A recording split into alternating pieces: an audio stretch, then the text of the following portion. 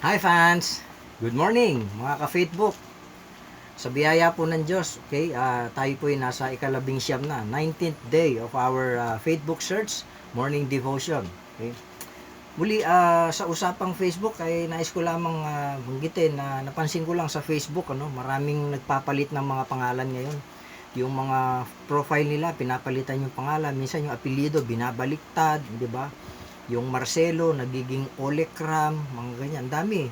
Yung iba naman, cartoons, ginagawang cartoons name. Yung cartoons name nila, Mickey Mouse, hindi ba? Ragnarok, mga ganyan. At yung iba naman ay talagang wala, no? Yung biglang yung pangalan nila totally hindi nila ilalagay. Ewan ko, may kung anong purpose nila. And yung iba naman picture para mo ma-identify yung hindi mo maintindihan pangalan, minsan kailangan mo hanapin yung picture niya, makita mo sino ba yan, and then malalaman mo na makikilala mo na. Anyway, yan po yung naobserbahan ko at iniisip ko lang ano kaya ang purpose bakit nila ginagawa yun. Hindi natin alam. Okay? Hindi kasi ako mahilig no. Magpalit-palit parang baka malito lang yung tao. Anyway, tingnan po natin yung ating pong pag-aaral ngayong umaga in the book of Genesis chapter 17. Samahan niyo po ako ngayon muli, no? I'll be reading verses 1 to 8 from Genesis chapter 17. Kung mayroon kayong Bibles, ay samahan niyo po ako. I'll be reading verse 1. When Abram was 99 years old, the Lord appeared to him and said, I am God Almighty, walk before me and be blameless. I will confirm my covenant between me and you, and will greatly increase your numbers. Abraham fell face down, and God said to him, As for me, this is my covenant with you. You will be the father of many nations. No longer you will be called Abraham, your name will be Abraham. For I have made you a father of many nations, and I will make you very fruitful. I will make nations of you, and kings will come from you. I will establish my covenant as an everlasting covenant between me and you, and your descendants after for the generations to come, to be your God and the God of your descendants after you. The whole land of Canaan, where you are now an alien, I will give as an everlasting possession to you, and your descendants after you, and I will be their God. Purihin po ng Panginoon, pagpalain ang kanyang salita sa umagang ito. At mga kapatid, patuloy po nating sundan the storyline of our the blessed man, Abraham. And our episode for today is the new name. The new name. Yan ang ating episode ngayong umagang ito. First of all, the Almighty God, sabi ng Panginoon, I am Almighty God. Familiar po sa atin, that is the word El Shaddai. El Shaddai, from the root word Shaddad, okay, which means to display power, yung Shaddai, okay. In the Greek Old Testament, no, Septuagint, the Bible was translated to Greek, the word Pantocrator, it means the one, okay, the one who has his hand on everything, the one who has his hand on everything. Yun po yung Shaddai, okay, Pantocrator, Almighty.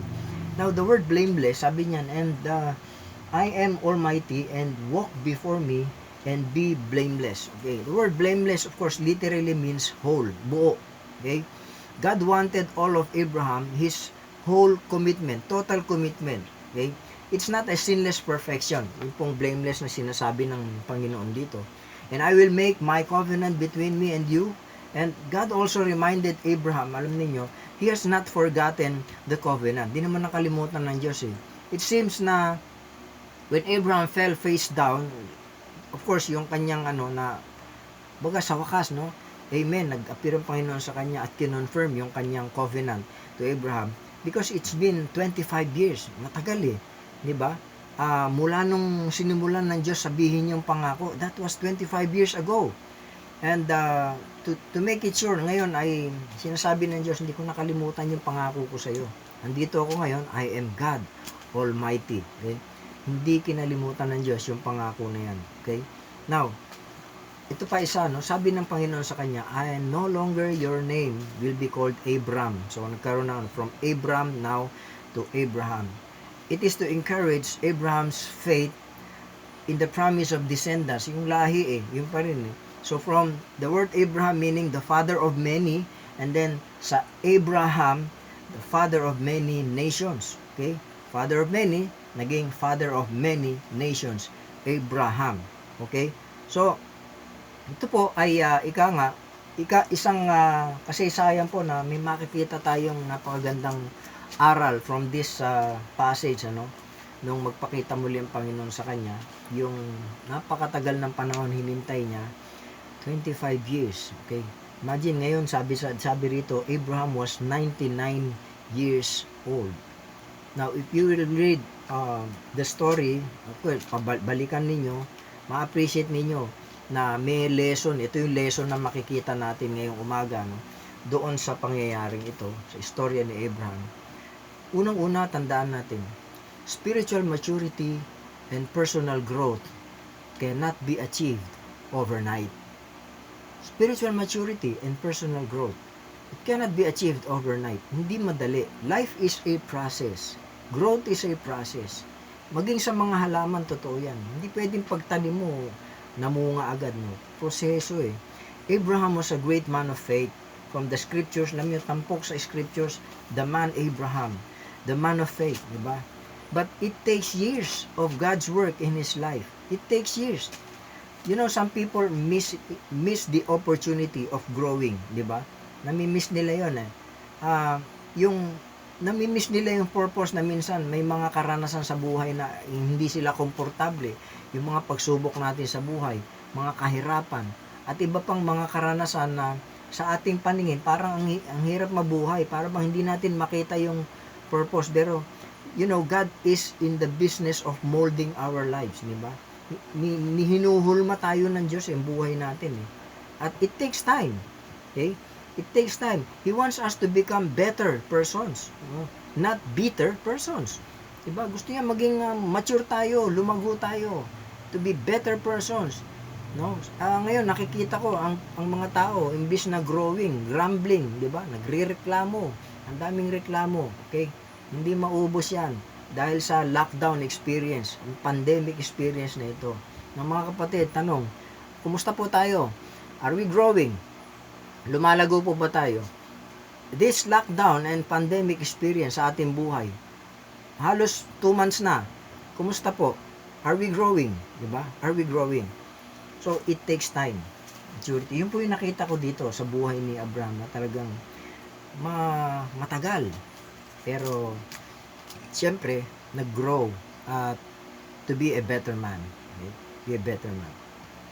Pangalawa po na makikita natin dito, aral. We don't have a changed name. Tayo po, hindi nagbago pangalan natin. Kung ano pangalan binigay ng nanay natin, yun na. Ako siguro, nung maliit ay bata ako, yung apelido ko ang napalitan. Nung ako ay inampon ng aking tiyahin, pinaaral ako sa Chinese school, ang apelido ko pinalitan from Ranay to Ching. Ching ang naging apelido ko, elementary.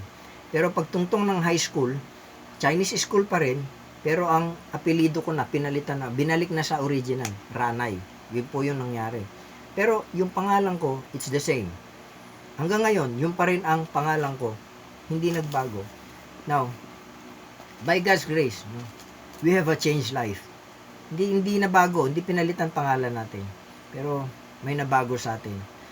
By God's grace, we have a changed life.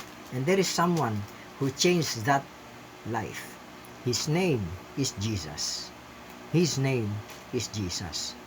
Yan po yung pangalan na nagpaalala sa akin as I read when God changed the name Abraham to Abraham.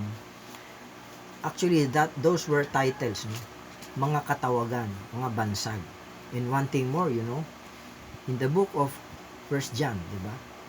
1 John chapter 3 verse 1. Behold, what manner of love the Father has given unto us, that we should be called the sons of God. Tinawag po tayong anak ng Diyos. Mga kapatid, and lastly, isa pa po na yung name, may name tayo. Okay? At excited po ako because I know my name was written in the book of life. My name was written in the book of life. Mga kapatid, habang nabubuhay tayo sa mundong ito, don't forget the name Jesus. Jesus is our Savior. Jesus is the creator of everything. He became flesh. He dwelt among us. He lived among us. He sacrificed His life for us. That name is Jesus. Sana po sa maghapong ito muli ay pagpalain tayo ng Panginoon, karoon tayo ng kalakasang spiritual, patuloy tayong lumago sa ating pananampalataya at sa ating katauhan habang tayo ay narito pa sa ating katawang lupa. Mga kapatid, muli, magandang umaga po sa ating lahat at pagpalain tayo, manalangin tayo. Panginoon naming Diyos na dakila, sa umagang ito muli ko pong pinagkakatiwala sa iyo ang buong maghapon namin sa pagbabago ng mga pangyayari ngayon sa aming mga ECQs, GCQs, Panginoon, ay patuloy kaming maglilingkod sa iyo at patuloy kami nawang lumago sa iyo pong salita sa araw-araw. Dakilang Diyos, muli maraming salamat po sa iyong biyaya. Thank you, Lord, for the name Jesus, na ang pangalang ito ang siyang nagligtas sa amin, Panginoon, bumago ng aming buhay. At minsan pa muli, binabalik ko po ang lahat ng papurit, pasalamat at kadakilaan na nauukol lamang sa tanging pangalan ng aming Panginoong Hesus. Amen at Amen. Okay, mga ka-Facebook, good morning.